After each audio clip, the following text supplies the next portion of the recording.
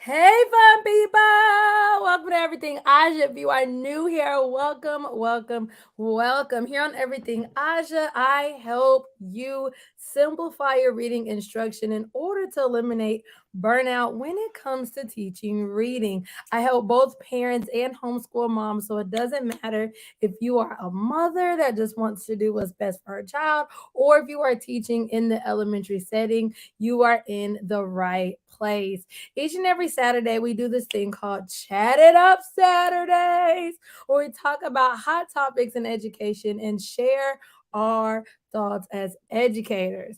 So today we're going to talk about the biggest opportunity in reading for 2023. And so you see me saying, is this the end? Sometimes it seems like it is literally the end of the world.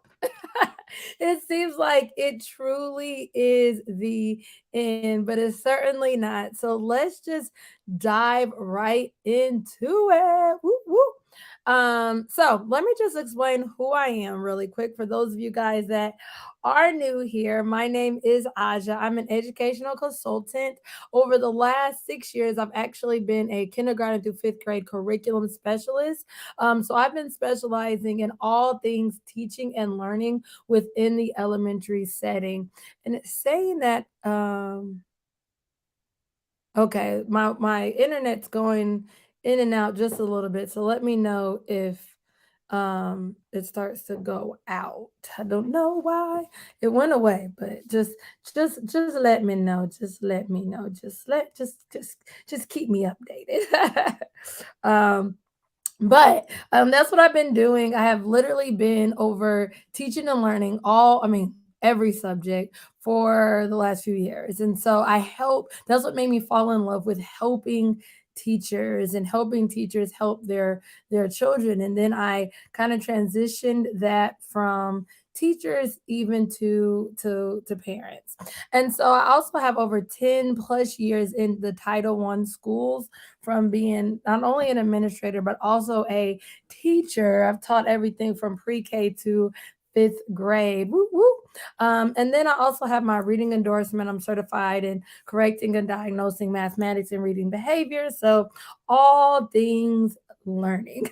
So that's a little bit about me. But you aren't here to know about me today. You are here to find out what the biggest opportunity is for this coming up year. Good morning, good morning, good morning. So we are approaching 2023. In fact, in less than like what 10 days, yeah, about 11 days from now. Starting tomorrow, it'll be 10 days. We will be in a new calendar year, and that comes new opportunities. But in fact, this world has changed. It not only is changing right now, but it has changed drastically over the last few decades. So let me know before we go into how the world has changed. Just kind of introduce yourself down below in the chat box. What's your name? What do you teach? And where are you from? Woo, woo. Just so you introduce yourself. We're a family here, so let me know. I told you a little bit about myself, so I want to know a little bit about you. So let's talk about how the world has changed just for a little bit. Well, this just shows the storage memory chip back in 1956. Do you see the way they were storing memory back in the day? I mean, this is crazy to see how technology has changed over literally less than 100 years. It has drastically changed. Not only has technology changed with storage of memory and stuff, but there's also beauty trends. You have then versus now. Then it seems like everything was more natural. Hello. And now you can fix it all, or make something puff with your cheeks, or whatever it is that you want to do. There's a procedure for it all out there. And so beauty has also changed over the course of the years. And then you even have I saw this picture. I had to add it. You even have Britney Spears that has changed. You see how she looked back in the 90s, and even now, she almost doesn't even look like the same person because so much has changed. Not only have things changed in that forefront, but also going back to technology because this impacts us as we teach. The evolution of technology has also impacted us. He's an Alabama online teacher. Whoop whoop. Awesome, awesome. So glad to have you today, Bonnie. And so, do y'all remember the old computers? I know I remember with the floppy disk. Before flash drives and USB were even a thing, our computers used to have the Dell computer, and it looked just like that. It had like a few games, and it was a huge upgrade for the typewriter. So now you have like MacBooks and all of these more advanced forms of technology. And so you got to think as technology is evolutionized within the last few decades, it's affecting the way we educate children.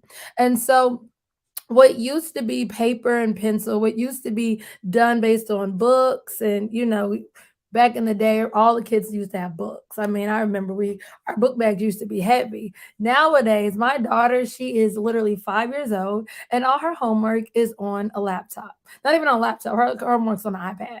It's an app. Everything is through Seesaw. Do y'all use Seesaw? Let me know. Do you have any Seesaw lovers? He said, "Yep, yep."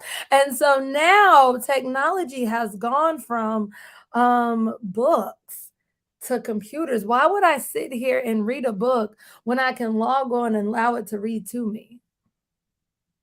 Like, why would I sit and waste my time when there's now so much technology that could read to me? And so this is affecting how we are teaching over time. It's even affected the best practices that we've implemented. Even in technology in the classroom, I wanted to show this picture. Let me through this a little bit. And this picture just shows how we went from like the one room schoolhouse to classrooms being incorporating, radios and so forth. And then you had like the overhead projectors. Yeah, I remember the overhead projectors with like the little vis-a-vis markers.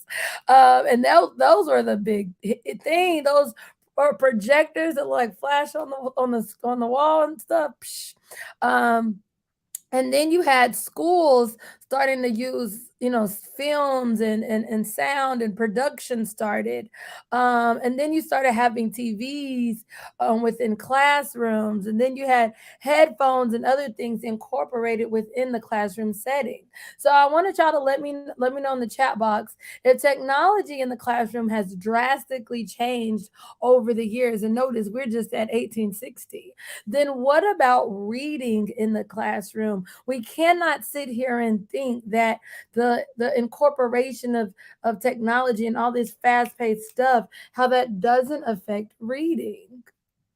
So think about how we used to learn based on reading and how we actually taught reading over the last decade. Do I have anybody that is, well, hopefully a few of y'all that have at least taught in education the last 10 years? Have you been in education like the last 10 years? There's been one common way that we have taught reading, and that is changing. Times are changing, and data has revealed that there has been a shift. There needed to be a shift, and so let me know your thoughts. How has reading changed over the years, in your personal opinion, as you've been teaching, implementing reading best practices? How has that changed over the years? Has it gotten harder? Has it gotten easier?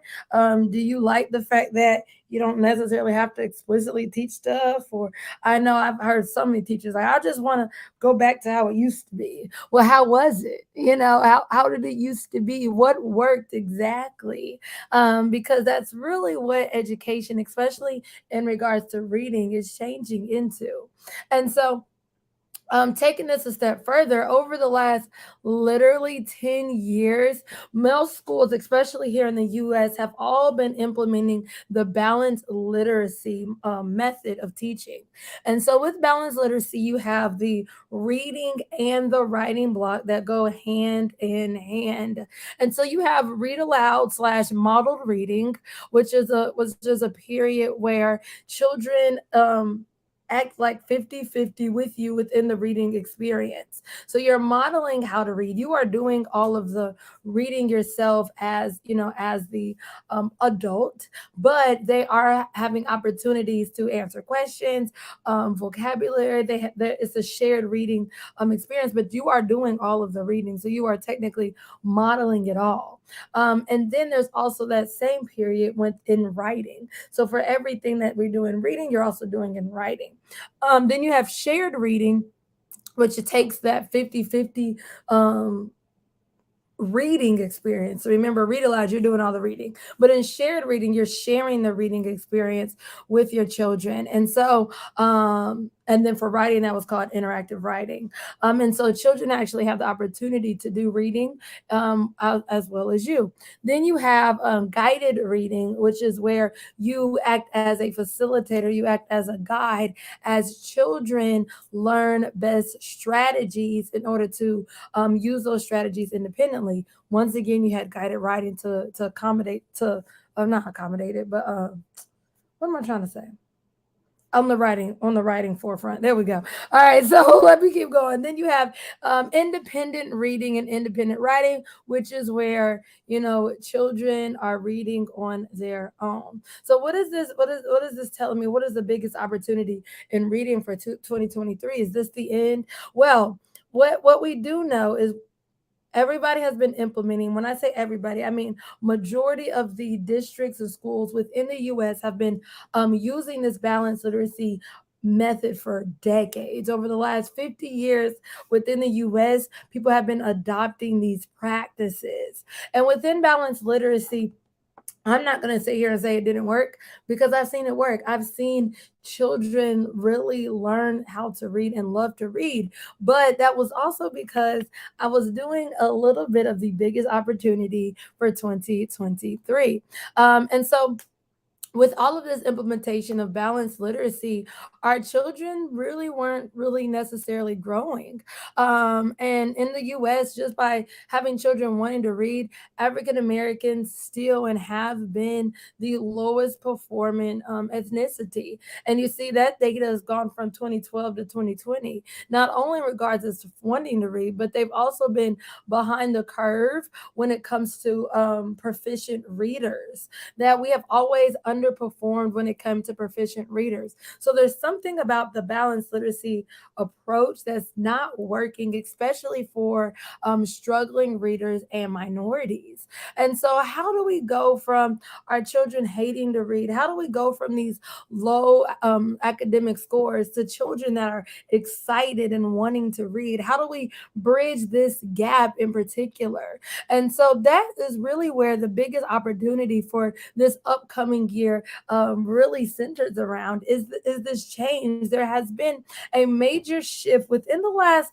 year or 2 years that's been happening behind the scenes, especially in overperforming areas. In fact, there's been so much research now about how the brain naturally learns how to read. And in fact, studies show that children, I don't even say children, the human brain naturally learns how to speak, that it is natural for a child to come into this world and learn how to speak. So as a child is born and they say wah, wah, wah, even in the womb, they are constantly listening to language. In fact, by the time a child is one, their oral language development has already begun. They're able to, murmur some words. Their language is mostly like one or two word responses, but they're able to talk. By the time that same child is 3, they can anticipate rhyming words, they can point, they can answer questions. And so verbally, children naturally pick up on language and are able to then have conversations verbally. However, reading has not been around that long. In fact, the Egyptians incorporated or actually adapted our earliest forms of writing came from the Egyptians. And so it hasn't been around as much. And so now research has gone all the way back to the beginning, and we've learned that children don't just naturally learn how to read yet through the practices that have been implemented, whether it be learning to read through play.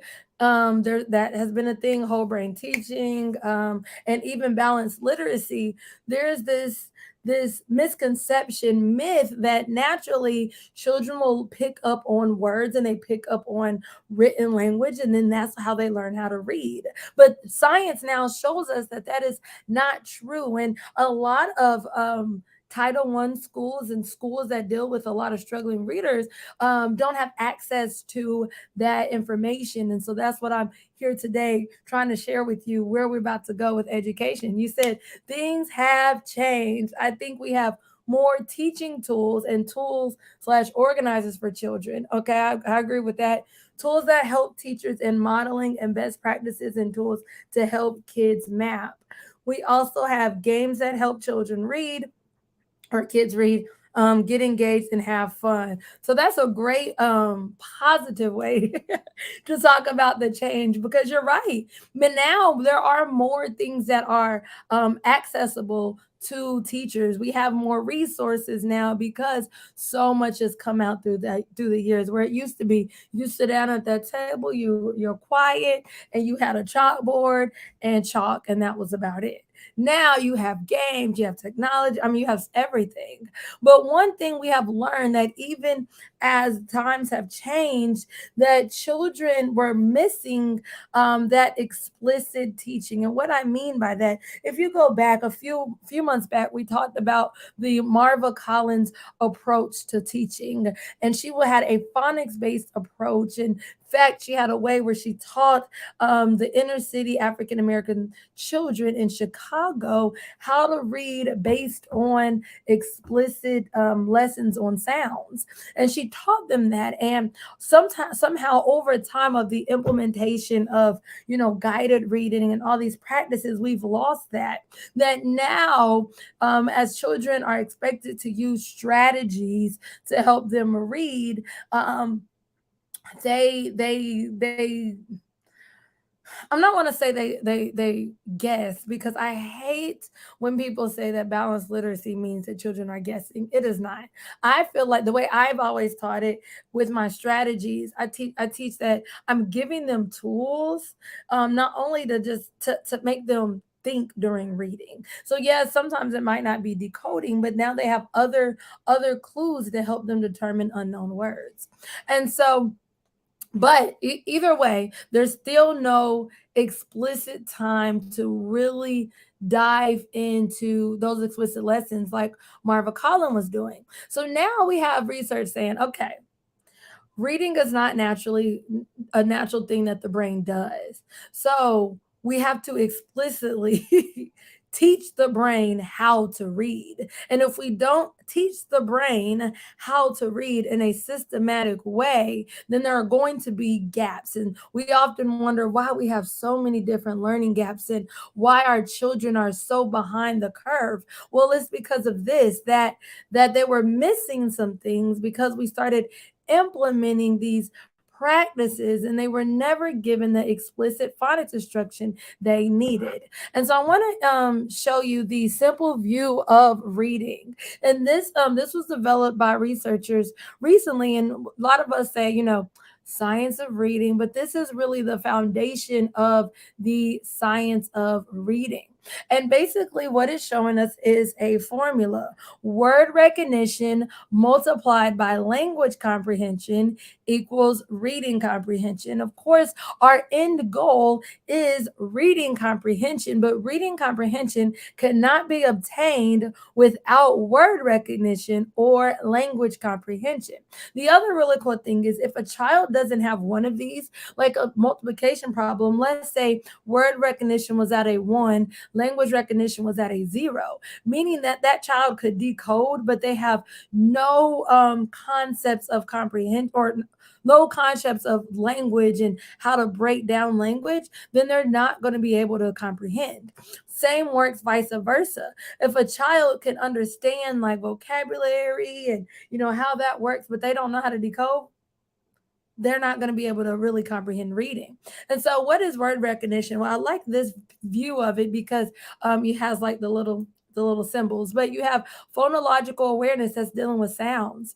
phonics, connecting sounds with letter, and fluency, that is the accuracy and rate of doing these things. And then you had that multiplied by language comprehension, which is comprehension and vocabulary. Do you understand the meaning of words? Even I like to say the meaning of like affixes, for example, how that affects the meaning of a word. Do you understand language concepts? Even when it comes to like oral language, a child is able to comprehend what words just simply based on the verb of verbal conversation. Think about it, when the brain is learning how to speak, I mean, just naturally how to speak. They are also learning the meaning of words based on how you are using these words in a sentence. And so as children learn how to talk, their oral language is developed. And this is why, even within the science of reading approach, oral language is truly the foundation of reading. Because as children learn how to speak, that we already talked about naturally happens, they are also understanding the meaning of words. They're understanding how to use words. They're understanding, subject verb agreement. They're understanding all of that the more they talk. And so it's important that you use rich language and so forth. And so when you compare that with decoding, with the word recognition, that is how you get to reading comprehension. And so now that we have this formula, reading is this is about to be the biggest opportunity to help your children not only close in their learning gaps but excel, because now you understand how children learn how to read. And when you understand how children learn how to read, now we can adapt accordingly and give our children what they need. And it's so sad when I look at just the how should I say, the incorporation of this data. There's not a lot of schools, especially like Title I schools, schools with a lot of minorities that are incorporating this simple view of reading. You said, hey, hey, hey, hey. So the automaticity decoding is missing in so many of our children. Absolutely. I don't know why I keep changing the word kids to children today. But yes, I agree. Thanks for that. Yes, that our children are missing that automaticity that comes with right here. That's that fluency within word recognition. That's that fluency that when they see the word is, they know that that's is, and not because they memorized it, but because they understand it. In fact, is can be sounded out, y'all.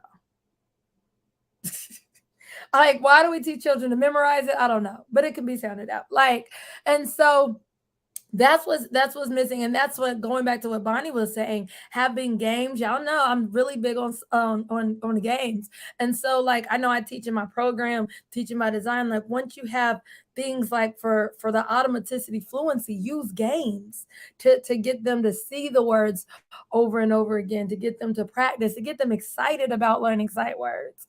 Not It's not always just about the explicit instruction. They need that, but then they also need that automaticity. They also need that fluency aspect. Also within the new research that is out now that we can really take and adapt it into 2023 is the same little formula that you have language comprehension and word recognition. And we kind of just broke each one of these down. But even with language comprehension, you have background knowledge, you have vocabulary knowledge, language structures, verbal reasoning, literacy knowledge. Then you also have under word recognition, phonological awareness, decoding and spelling, and even sight recognition. And you see how these things are weaved together in a nice little knot. And that is how you have skilled reading, that fluent ability to read and comprehend text. You have a like you said, the automaticity with word recognition, but not only that, you're able to have text comprehension. And these things together work as a puzzle. They work as a weaved in piece. And this is the biggest opportunity in 2023, because it's the one thing that our children have been missing over the last 50 years. And we now have access to implement it. We now have the access to say, ooh, um, uh, my child doesn't, or my child, whether it be your own child or in the classroom, doesn't understand how to read in the fifth grade because they never learned their sounds in kindergarten. So now I have to go back. I have to go back and teach them their sounds before I can ever expect them to learn how to decode unknown words. I can't teach them how to decode unknown words if they don't know sounds. And that's the thing. We all think that they understood it. We all say, oh, they should have that by now. They should have that. But the truth is they don't. Because if they had it, that's half the formula. Half the formula. And so they're showing us that they Already don't have have things it. in place. Sorry. They're literally showing us that they don't have it. So we have to give it to them. And so as we go into this new year, let's start teaching our children the right way. Like taking what hasn't worked over the last 50 years. It doesn't work to just kind of breeze over something. No, clearly these children, they're not going to naturally learn how to read. I have to sit there and I have to share with them phonics patterns, whether it be syllable types, spelling patterns. They have to learn that. They're not going to magically learn that because, as we know, that reading is something that's not naturally developed. They have to explicitly be taught that. But what do you do? What do you do? What do you do if you are a second through fifth grade teacher and you're like, my babies aren't learning sounds right now, Asha? We're in the middle of preparing for our state standardized tests at the end of this year. I have kids that are reading 1 to 3 years below grade level. How do I go back and close this gap? How do I go back and give them what they need if they've already missed all of that?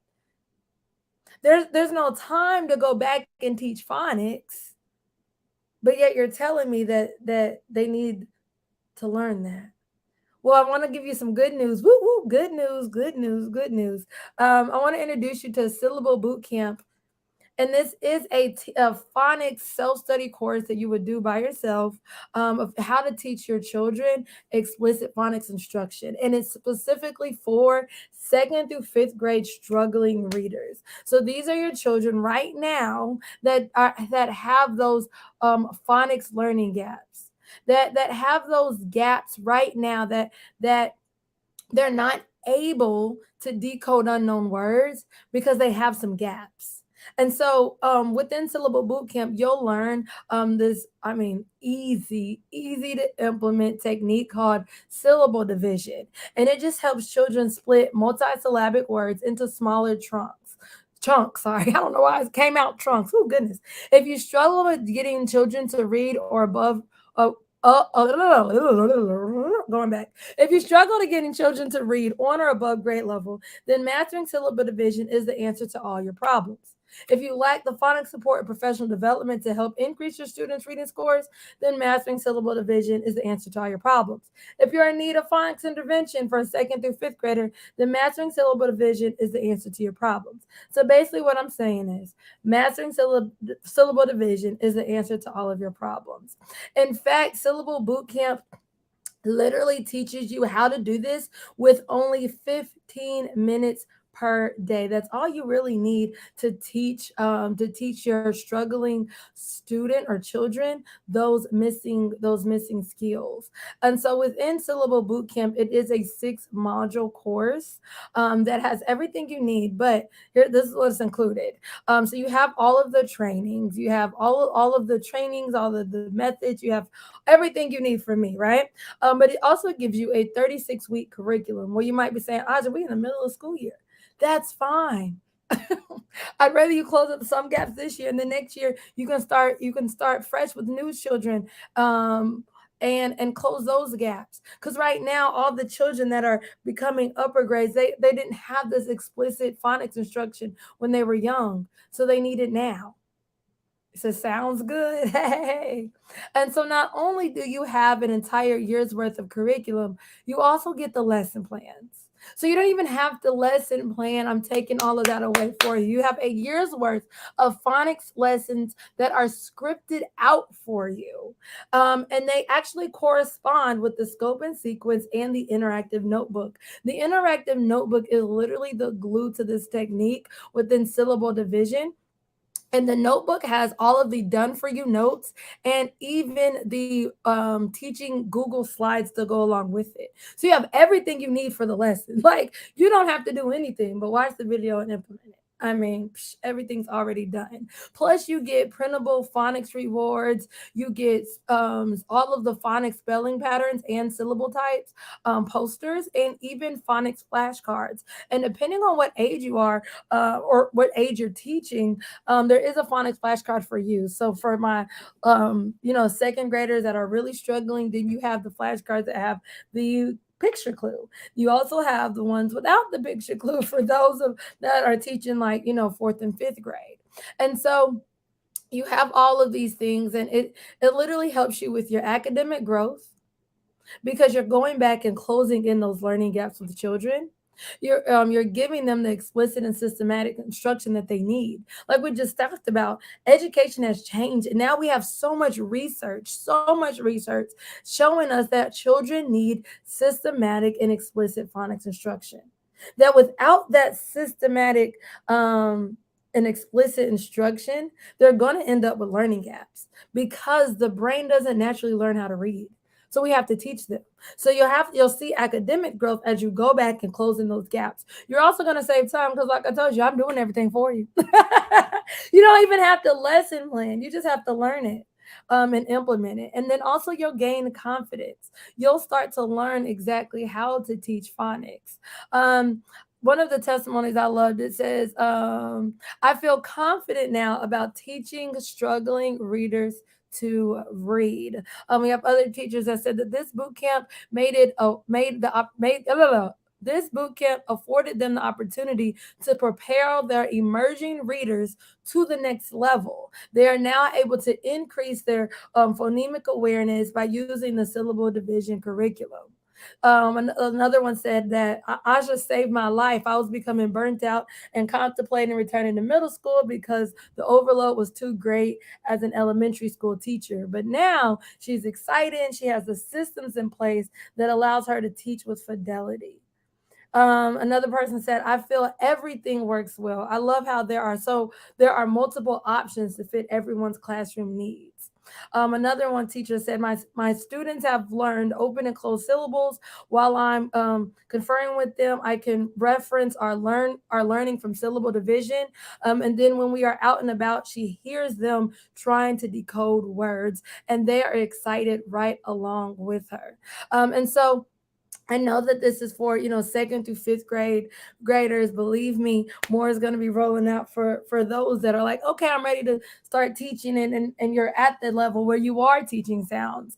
What I can say is the data shows us that the biggest opportunity for 2023 is to give children those explicit lessons, to explicitly teach things like sounds, to explicitly teach things like spelling patterns, to explicitly teach these things is how we teach the brain how to actually read. And without that, going back to the simple view of reading, they're going to have a lack. They're going to have a deficit because they're never going to truly learn how to read.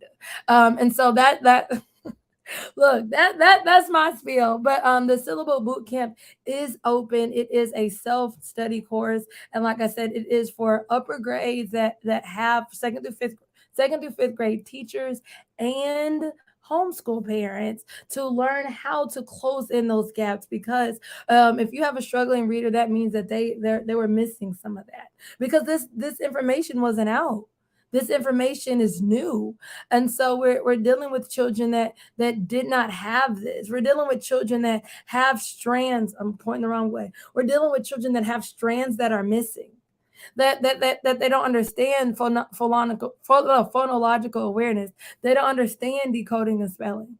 They're missing that, and because they're missing those strands, the weave that they need to become a skilled reader is missing something, and that is why they are struggling now that they're in fifth grade. That is why they're still reading at a kindergarten, first grade level. And I know because I've been that teacher. I've been that teacher with with children that were struggling just like that.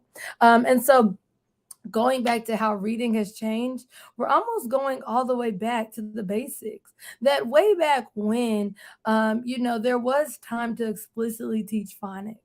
And now we have the opportunity to do that again. We've learned, research has taken us back to going back to giving children exactly what they need. So I'm excited. I'm excited for 2023, and I'm excited for you implementing explicit and systematic instruction within your reading classroom. Whoop, whoop, whoop. Oh, well, thank you guys so much for tuning in. If you are new here, you're like, what? Chatted Up Saturdays are awesome. We have an entire playlist of all the Chatted Up Saturdays. We like to talk about all kinds of good and juicy things on here. So cannot wait for that. We do have an upcoming workshop coming up in January on how to teach reading without burnout. So if you're not yet a member of this amazing community, go ahead and subscribe down below so that you can stay up to date because we're that workshop is coming up January 20th. Woo, woo, woo. And you can actually sign up down below in the description. You will see the how to actually get access to the upcoming workshop. Well, I can't wait to join you. I can't wait to have you. And I can't wait for you to actually act on this opportunity for your children. Have a wonderful